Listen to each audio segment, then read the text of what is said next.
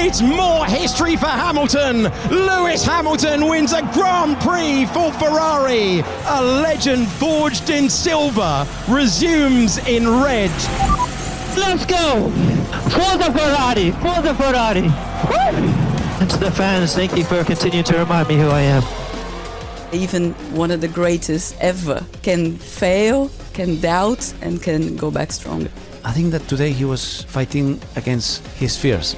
I feel Lewis has really pushed them to not be afraid. He smells blood, and if the blood is there, he will go for it. I see Fred as an enabler of what Lewis can achieve here. And I think he's changing a little bit the history and the mentality of Ferrari. Although George has closed the gap, do you think he's actually left Barcelona slightly worried?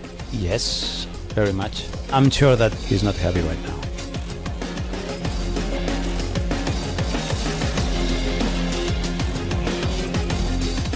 Lewis Hamilton is back! Welcome everyone to Spain for F1 Nation's review of the Barcelona-Catalunya Grand Prix. I'm Tom Clarkson, and joining me in the paddock, or perhaps I should say in the Ferrari motorhome, is ESPN's Albert Fabrega and Brazilian journalist Julianne Cerasoli. What an extraordinary day, guys. For Hamilton, for Ferrari, I think we can say for Formula One as well. Can we start by getting your reactions to what happened? What can I say about this? I wouldn't say it was unexpected, because this win has been coming closer and closer and closer.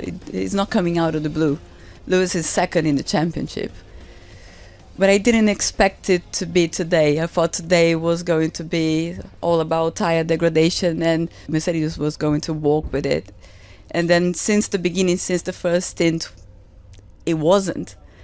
And then it was becoming clearer and clearer that Lewis was doing exactly what he needed to do to win. I don't think he needed the VSC to win. And it's just a remarkable moment, and his emotions it goes on to show that even one of the greatest ever in all sports can fail, can doubt, and can go back stronger.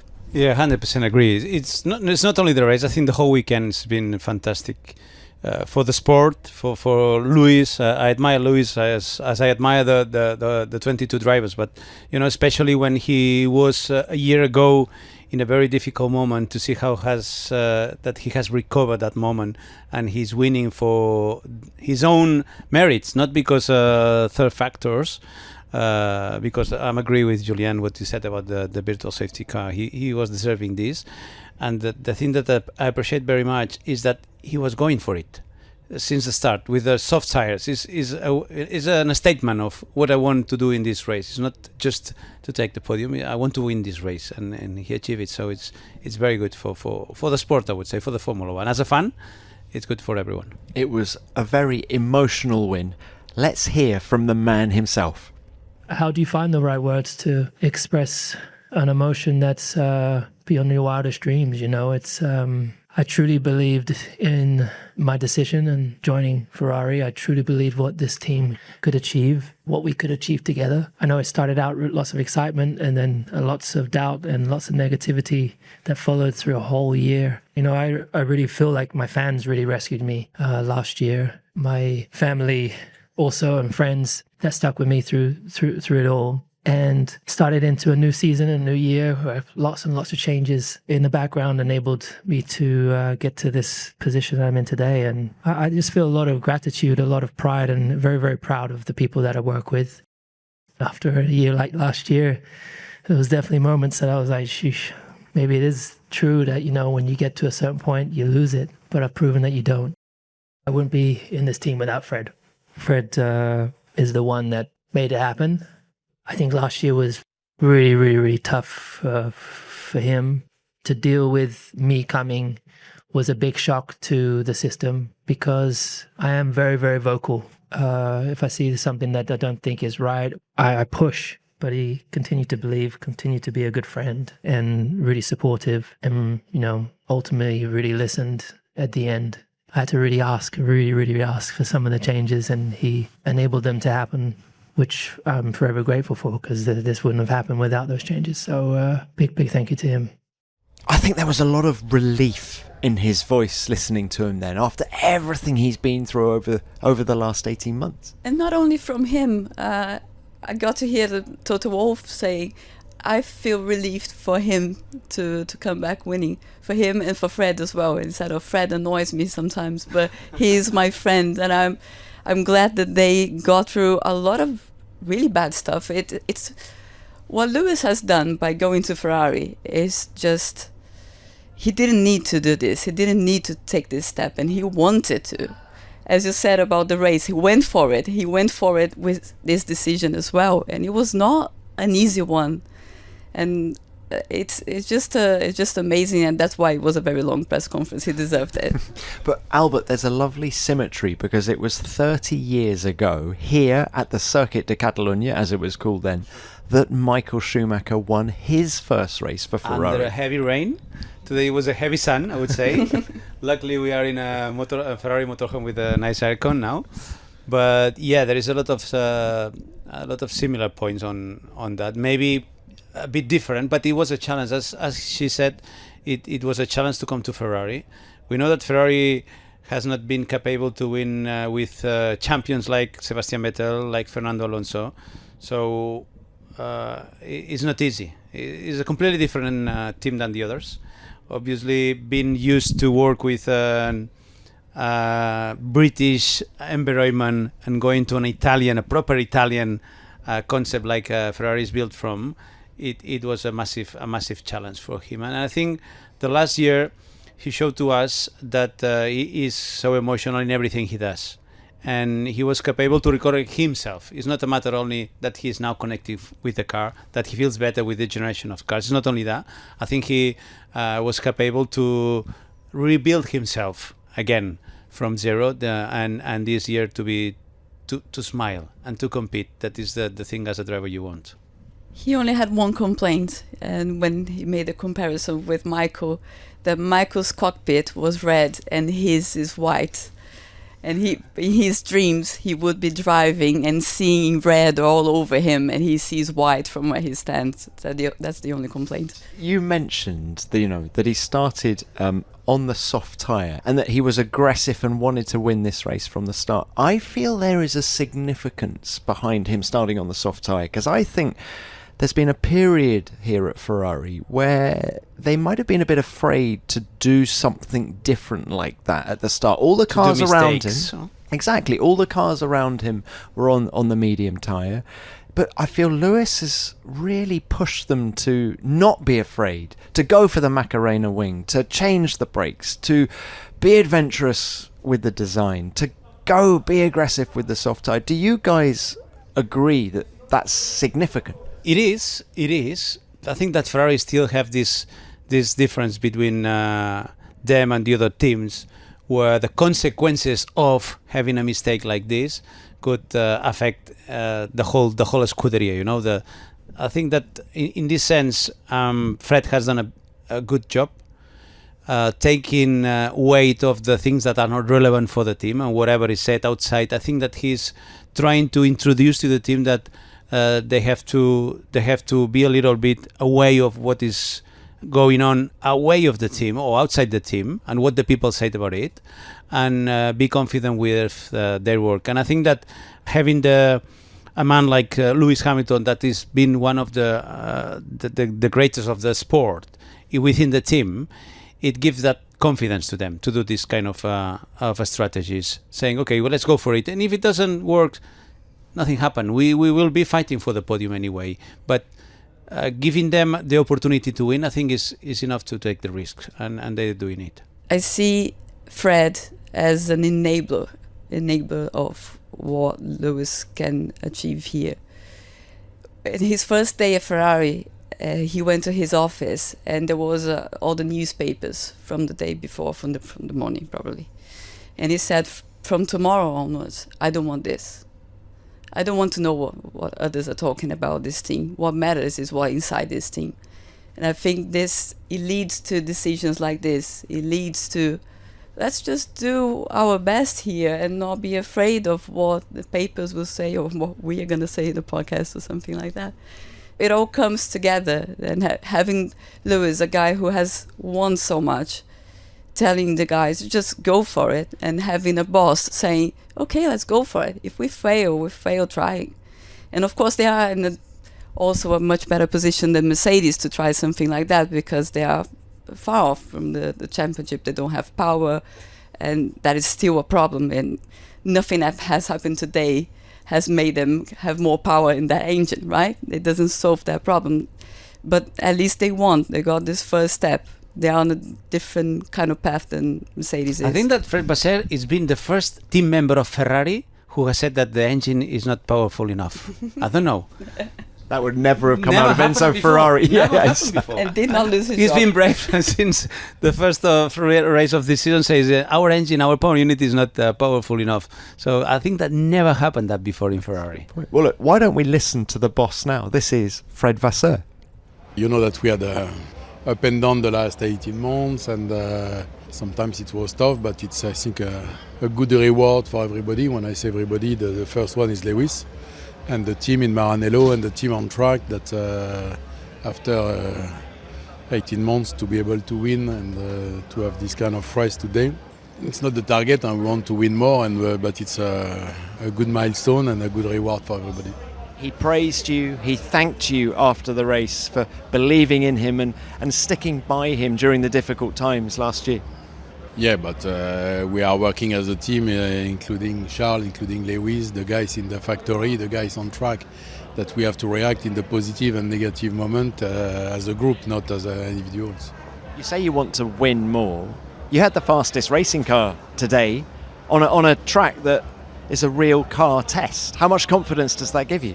It's a good one, but honestly I think this season is a bit different. It will be all based on the capacity to develop and to bring upgrades. It means that we will do a full reset soon when the others and us, we will bring a new package on track, and it will be perhaps today we had an advantage, but perhaps in 1 week it will be different.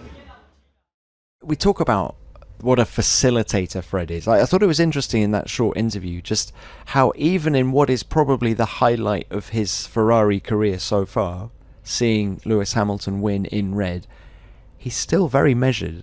You know, he's always said, I don't want to get too excited when we win, I don't want to get too low when we lose, and he's just proven that. Yeah, and he's a racer because he's a man who's all his career is been related to motorsport in the GP2 and Formula 3, then in Formula 1. But he's a proper racer. He's a man of the motorsport, and he knows that these up and downs happen. And the emotions that are very high in a day like today, it can be very low in the day after or the race after.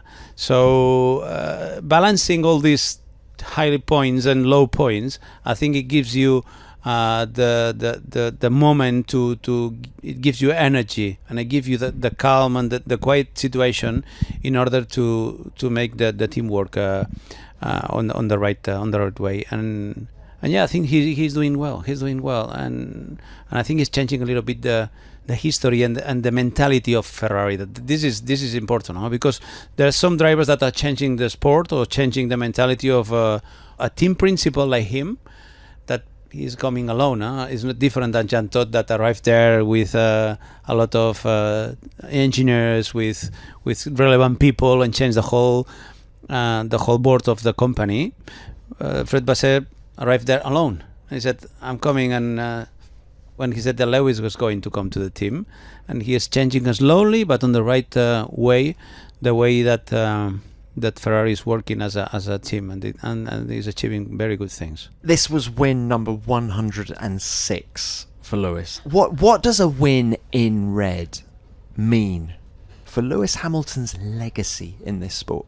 Well, it means winning in 3 different teams is not easy. I don't know if there is many drivers who has achieved that. And mainly when no one was saying that he could achieve it with the Scuderia. No one was thinking, okay, this year is going to be Lewis Hamilton year. He's going to recover himself.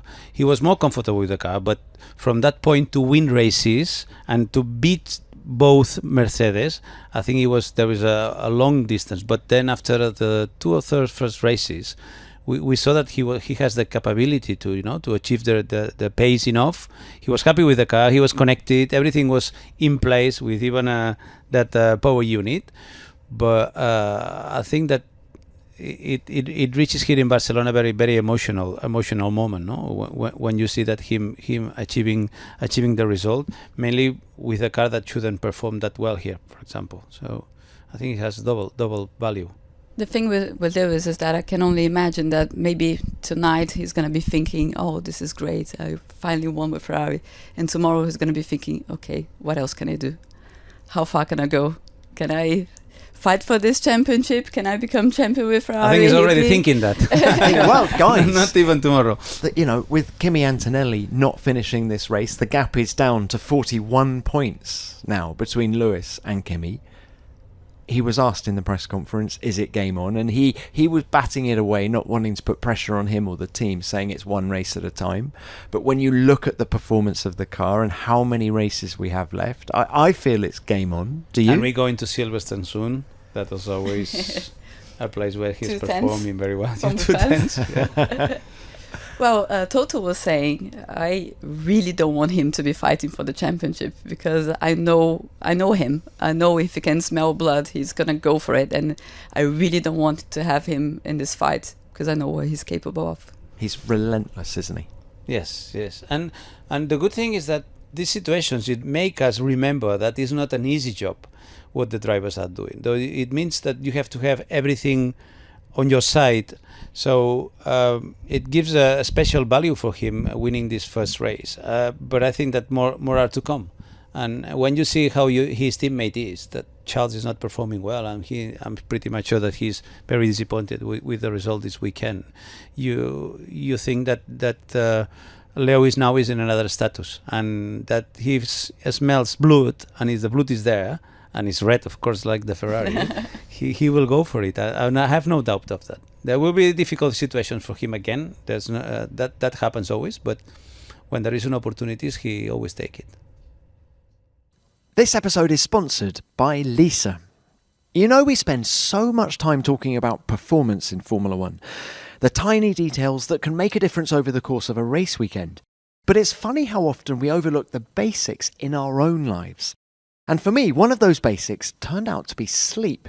A few weeks ago, I finally replaced the mattress we'd been sleeping on for years with a Supera hybrid from Lisa. And honestly, it's been one of those upgrades where you wonder why you didn't do it sooner. I hadn't realised quite how much our old mattress was affecting my sleep until I switched. I usually just blame the jet lag. But the Supera hybrid has just the right balance of support from the springs and comfort from the memory foam. And from the very first night, I slept right through and woke up feeling much more refreshed than usual. The only downside is that I don't actually get to sleep in it every night. One thing I really liked was how easy Lisa made the whole process. Their online sleep quiz asks about things like your sleep position, preferred firmness, and the sort of support that you need before giving you tailored recommendations in less than 2 minutes. Lisa mattresses are designed and assembled in the USA, and they've been awarded Best Hybrid and Best Memory Foam mattresses by the New York Times Wirecutter. Plus, they offer free shipping, easy returns, and a 120-night sleep trial. So go to lisa.com for 25% off select mattresses, plus get an extra $50 off with the promo code NATION, exclusive for our listeners. That's Lisa, LEESA.com, promo code NATION for 25% off select mattresses, plus an extra $50 off. Support our show and let them know we sent you after checkout. That's lisa.com, promo code NATION.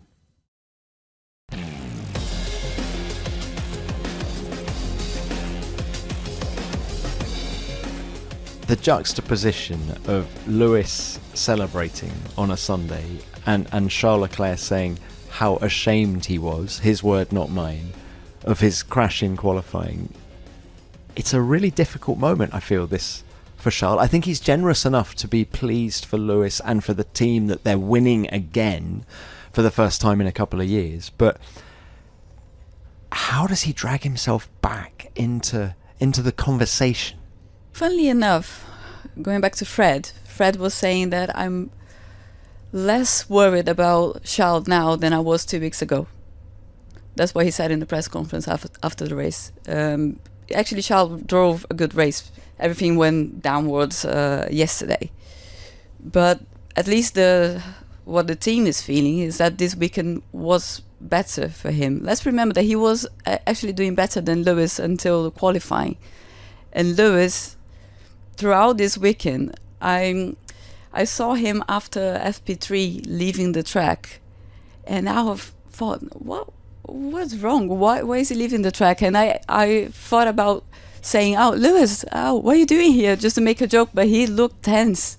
And then he said afterwards, I went to my motorhome because I wanted to put my act together. It's not as if he destroyed Charles for the whole weekend. And then it was Saturday qualifying, and everything went on for Charles. And then his race was actually a good race.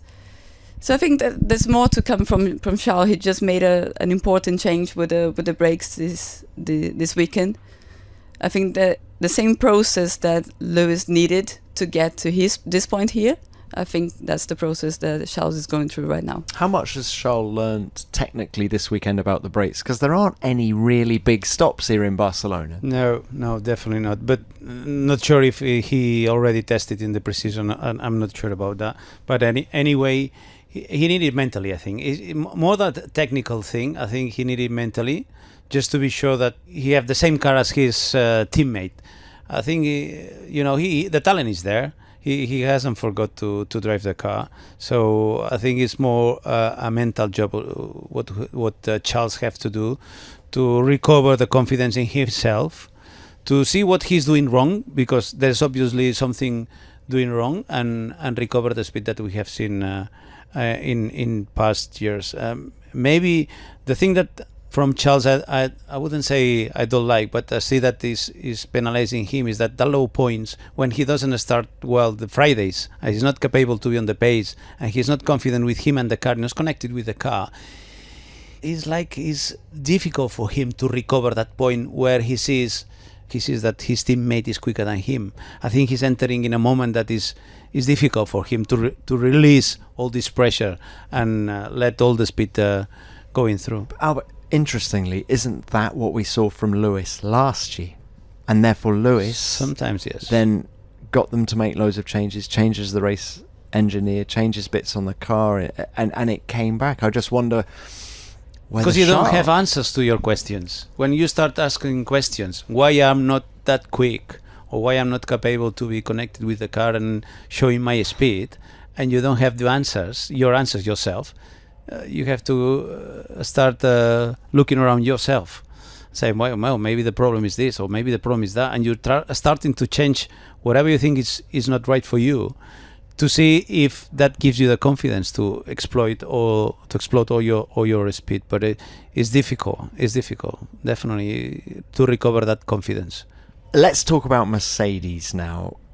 1 and 3 on the grid. When George Russell got away from the line in the lead, I think there were a lot of people, myself included, who thought, well, George Russell's got this in the bag. 25 of the 35 races here in Barcelona have been won from pole position. He's done the difficult bit. How surprised were you guys by the relative pace of Mercedes versus Ferrari? Yeah, I thought after a few laps with clean air, he was going to disappear. What seems to have happened, if we listen to George's radio, was that he was managing the tires, and he was surprised when he was called with Lewis for the first stop. Like, I had more tires here. Should have told me. What I think is that Mercedes, they just reacted to what Ferrari was doing instead of doing your own race. That's what happened in the first part of the race. And then in the second part of the race, they changed that. They realized, okay, Lewis is on a 3-stopper. We are not. And then they seem to not be very decisive with the strategy. Are we covering him or are we not covering him? And I think that was bad for George's pace. First time in a while that Ferrari have out-strategized Mercedes. It's true. Right? I'm actually being serious. Overreaction. Yeah. I'm agree. For me, there was an overreaction from them, and it was clear from the beginning, before the race, who was starting in soft tire, he was going to 3 stops, and the others could go to 2 stops, following the simulator. The simulator normally more or less are on the right way and matching what happened later. But for me it was an overreaction moment, because they say, okay, let's cover Lewis and that's it. But I was hoping them to split the strategy a little bit more. Maybe they could have Antonelli out for longer. I don't know. But then with the two of them in the championship, if you do that, you create a tension within the team, and this is not good. So no, not easy. But for me, it was an overreaction. If the tire was behaving good, that's what we understand from his comments. I think it was an overreaction moment. Yes. I did wonder whether them battling, Kimi and George battling in that middle stint, would have cost them time in their battle with Lewis, but actually George batted that away. How significant was it that Antonelli overtook Russell? Okay, he then retired less than a lap later or whatever, but to have that extra pace over George, do you think, although George has closed the gap to his teammate by 18 points, do you think he's actually left Barcelona slightly worried? Yes, very much. Because I'm pretty much sure that yesterday he was happy. He was, okay, I'm back. I didn't forget to drive a Formula 1. I have the speed again here, and this is going to change from now onwards. And today, even him cutting points to his teammate, I think that moment has an impact to his confidence, for sure, because he was quicker. And he overtook in a not aggressive, but intense situation where even they touch. But I'm sure that he's not happy right now. Yeah, Toto is not happy as well. The fact that they touched. He said there are a few things we have to review. Imagine Toto no, being Barcelona here in again. Barcelona No. 10 years on. Oh my God. No. Going on turn 3, side by side. You go, no. Maybe another table just suffered another hit or something like that. But yeah, Kimi did really well today, really aggressively. But what caught my attention was how Bono was trying to stop him, wasn't he? Bono was trying to because Kimi, of the track limits, right? Yeah, track limits. Just stay there. Think about Lewis. All the messages that the engineer says to trying to not calm him down, but just to stop him from fighting. And he went there and did it. Nothing can stop Kimi. I think. But isn't that what we love? Isn't that what we love about Kimi Antonelli? Yes, I was surprised about his radio message yesterday on Free Practice 3, I think, when they sent him in traffic and he had not a shunt but a moment with Lance Stroll at the end quali, of the... Was it there? Yeah, was it quali or was Free Practice 3? Maybe Free Practice 3. And he went a little bit over Lance Stroll. And his message on the radio was strong. And I said, whoa, that's not the nice Kimi that we know. And he was getting upset with the wall. And then Bono was a little bit like, calm down, mate. But Albert, that's a really interesting point. The change in mindset after 5 consecutive wins from Kimi Antonelli. And, we talk about Lewis Hamilton smelling blood, but I wonder whether the 19-year-old can see it, can see the championship, and there's a change in mentality. You remember that moment where Toto went to him when he did a mistake? I don't know, it was in Australia, or when he said, keep the copy. I feel so confident. And Toto said to him, yes, keep the confidence. Look at the data, the mistake, but keep the confidence. And the confidence is still there, and it's bigger, and it's growing with more confidence. And I think he's realizing that he has a big opportunity for him. I've seen a different Kimi this weekend, I would say. It was a very different circuit as well. So I think on George's perspective, he had everything on his side to prove that what happened in the last 2 or 3 races is not going to happen again, because we have the track temperature being a lot higher. We have more energy on the tire. We have everything that maybe will help a driver who was not as aggressive as Antonelli in the car. And this is it. I just found something. That was him yesterday. And today, Kimi, remember yesterday he said, I think I've been over-aggressive over 1 lap and everything. And this guy, 19-year-old, in one day, he finds solutions. And then when he could completely destroy the tires in a race like this, 51 degrees of track temperature, he doesn't. Yeah. And I think George will be we're talking about Lewis being relieved. George will be very relieved that he didn't lose out points this weekend. And Antonelli was pretty ill this weekend. Too much jumping in the harbour after the win in Monaco, too much partying with the prince at the palace on Sunday night. I don't know what the reason is, but he was actually really ill. I don't know whether you heard him speak, but proper cold going on, and didn't affect him at all in the cockpit. No, and he didn't do the free practice one. But it's a track that they know. They know the car. The simulator is better and better. I don't know if Lewis did simulator before this race. I didn't ask that. No. No simulator at all. Yes. He didn't have time. No. Well, Coming from Monaco. You never know. But yeah. Still surprising me, Kimi Antonelli. I was very very happy with his result in because what he did in Monaco was exceptional, I would say. I said that this kind of wins gives you crocodile skin, a very hard skin, and I think that today he showed that again. So the car is not perfect for me. The qualifying was not fantastic. I'm not 100% happy with the car. I don't start from pole. There is a lot of tire degradation and whatever, and so on and so on and so on. But then during the race, I am capable to perform well and to overtake my teammate in a difficult situation where another track limit situation gives you a 5 seconds penalty. And listening the engineer, because saying, as Julian said, he was in a very polite way saying, maybe be careful, don't take any risk. I don't know if it was a team order, and I don't think it was a team order. I don't think so. But if it was not, it was politely close to it. I think they're just being careful because they didn't want them to crash, and they didn't want a penalty as well. Lando was close as well, so it makes sense. I'm not saying that they are trying to stop Kimi and they want George to win. It made sense for the team, but it did sound to me that he was just trying to calm him down. Well, last time they met in a race, it was in Canada. It was already a they want to avoid intense that situation, huh? Yeah. Look, one cloud above Mercedes after this race is yet another PU failure. Still there. It's still there, isn't it? Exactly that. Do we know the cause of the problem, Albert? I'm not sure, but it was shut down as it was for George in Canada, and probably coming from the battery or the electronic that is the weakest point of the power unit that has been affecting not only them, also the customers. So yeah, it's one of the weakest point, and I think it will not surprise me if they have penalties before the end of the year in this sense. So something that also I'm pretty much sure that Ferrari is looking at. Okay, let's talk about one of the customers now. McLaren. Lando Norris benefits from Antonelli's retirement.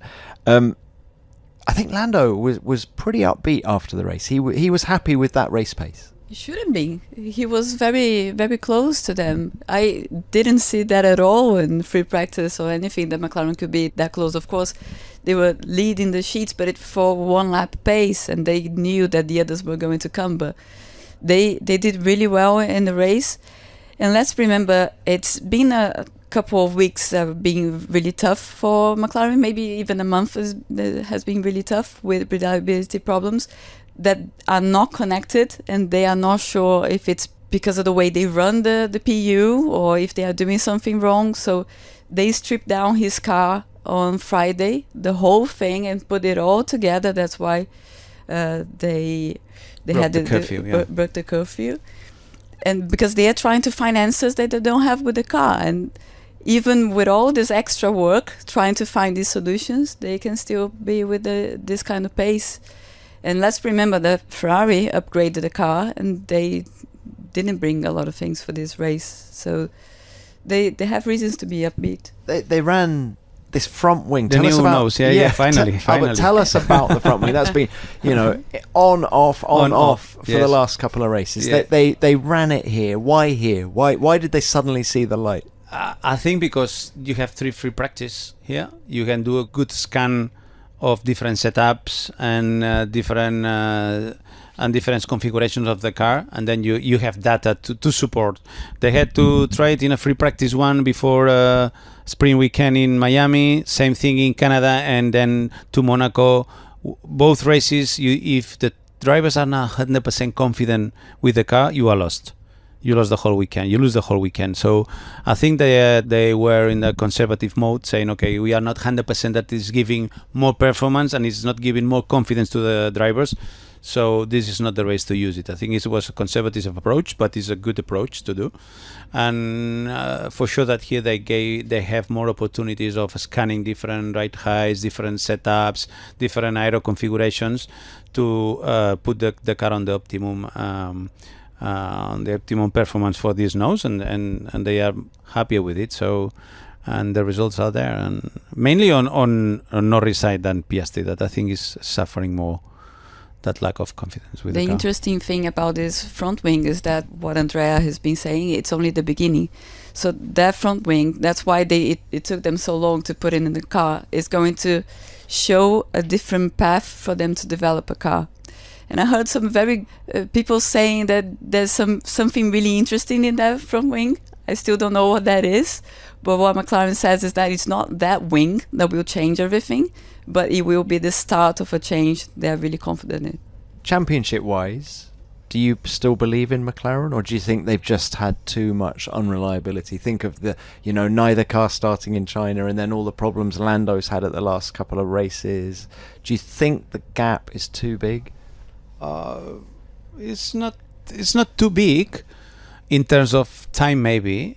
But probably the time they lost with the reliability problems or with this front wing that are not accomplishing what they were expecting at the beginning. Not sure if this affects the correlation on the future designs. I'm not sure. But obviously they're a step behind, and I'm really worried about maybe not for Norris because he's recovering the speed, but I see that maybe his teammate is not in a good shape right now. He's not feeling good with the car. He's not feeling confident, and I see him a little bit far away. Well, I mean, Oscar was on pole at this race last year, wasn't he? And the gap between him and Lando it feels like it's as you say, has been growing as the season's gone on. Actually, yes.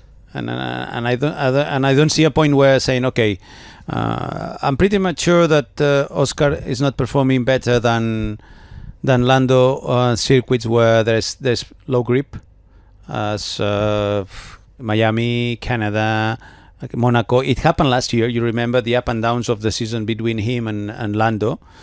But here was a track that I was expecting a bit more. So it means that he's not confident with the car. He's not happy. He doesn't feel connected to it. Trying to be logical about it. If Mercedes find solutions for the PU, and then McLaren will find solutions as well. Of course, it's not always like that because it's different cars. But if they don't have reliability problems, Mercedes and then McLaren are not going to have as well, and the gap is going to stay the same. True. It makes sense. But yeah, about Piastri, it's really, really strange, isn't it? But on the other hand, I think Lando's been driving really well. When you see the onboard, he looks so confident. I think the fact that he's now a world champion and he's not driving with a lot of pressure this year, whatever he does is fine because the car is a bit behind. And I think that has given him a few tenths that it's been hard for Oscar to catch up. I think there's a looseness about Lando, both in the car and out of the car. You remember there were points last year where he was so tense and nervous in and out of the car. I feel like it's a completely different man this year. He's achieved his lifetime ambition and the team is seeing the benefits in the car. It's just sad for him that the car's not as quick relative to the opposition as last. Look, another car that's not as quick relative to the opposition as it was last year is the Red Bull. Max Verstappen takes P4. Where do you guys feel he's at? Is he on top of that car now, or is he? He was complaining about the ride in Monaco and the curbs. Do you feel they're making progress? No, as the point that he needs to. And he wants to, and I think everyone in Red Bull is not happy with the car. I think that they were doing some. They've been through already big upgrades since we started the season in Bahrain, or the pre-season in Bahrain, and I think that they are not having yet that point where they can reach a weekend saying, okay, we go for it, and we know that we can reach. And other weekends last year, he was taking, the rabbit from the hat as a magician on Friday night or just before the qualifying, and he was setting up the car in a magic way where the car was confident and the car was competitive there. And this year these situations looks that are not happening. So I think Monaco was one off because Max, obviously because of the car, because of the team, of course. But we haven't seen here or on the following tracks the speed that we are expecting from them. And another poor start.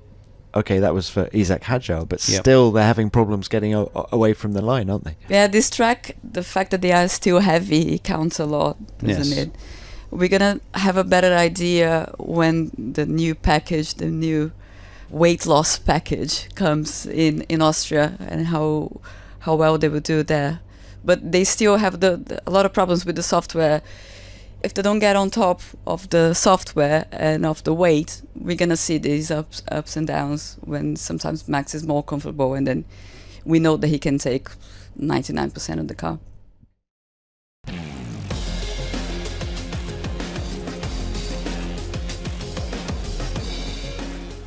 It was a typical Barcelona race, a wonderful race. It was a chess game, it was a strategic game, and it was a little bit of Noah's Ark as well. They went 2 by 2, didn't they? We saw, we saw,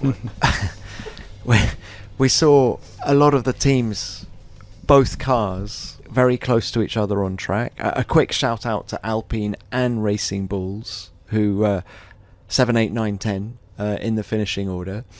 Alpine were nowhere on Friday, and yet they've come away with another double points finish. I found out this weekend for the first time that Danny Kvyat is now the sim driver at Enstone. I wonder how much of an impact he's able to make on the performance. Obviously, if you have an experienced driver on the simulator, it gives you a good feedback to the engineers, but not sure if this is only because of the work on the simulator. On Friday, we saw already that Alpine has a good race pace.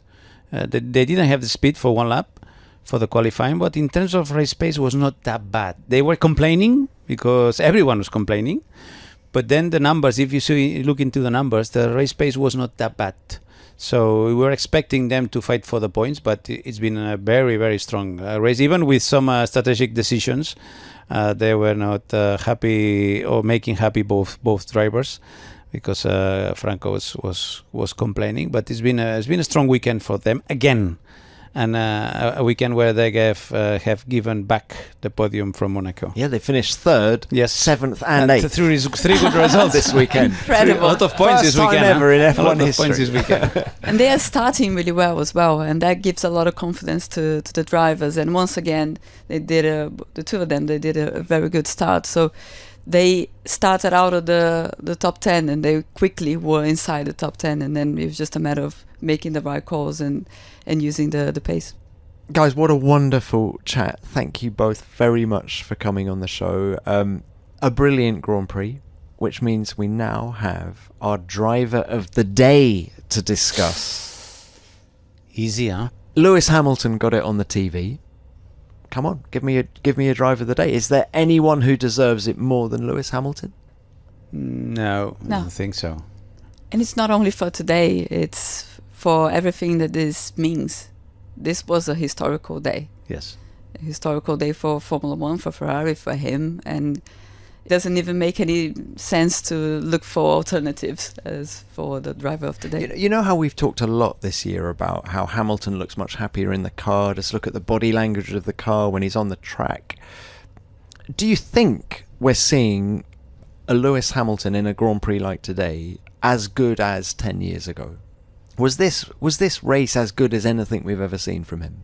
You know what I was thinking during the race? That race against Max. I know it was actually a race here in Spain in 21 when he does a different strategy, and it was just like I was going back to one of those races when he was doing a different strategy and he needed to do one more stop and his pace was relentless. And my memory is really bad as Lewis's.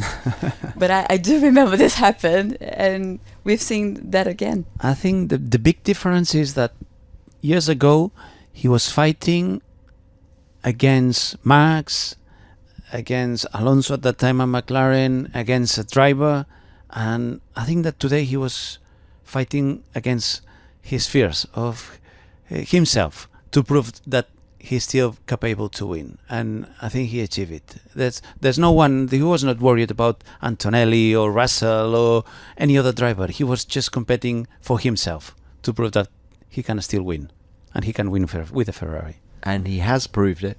Yes. So just how high can the peak get from here going forward? Guys, thank you very much. Great to have you both on the show. And welcome to Barcelona and Catalunya. Home race. Yes, it is. Back for some home cooking tonight for you. Okay, if you want to. You're invited, huh? I wasn't actually inviting myself. Yeah, you did, but sounded like you can try. I cannot guarantee good results on that for the following days for yourself, but I think we'll leave it there. Guys, thank you very much. Really good to have you on the show.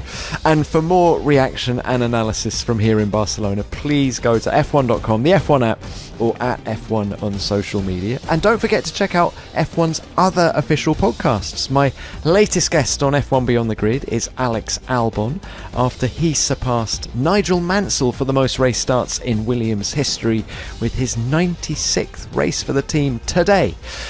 And the latest episode of F1 Explains is all about the race start procedure, with the woman responsible for lights out and getting the race underway, the FIA's Rebecca Lee. So thanks very much for listening. We'll be back next week with our preview of the Austrian Grand Prix. But for now, F1 Nation is produced by Formula One and Audio Boom Studios.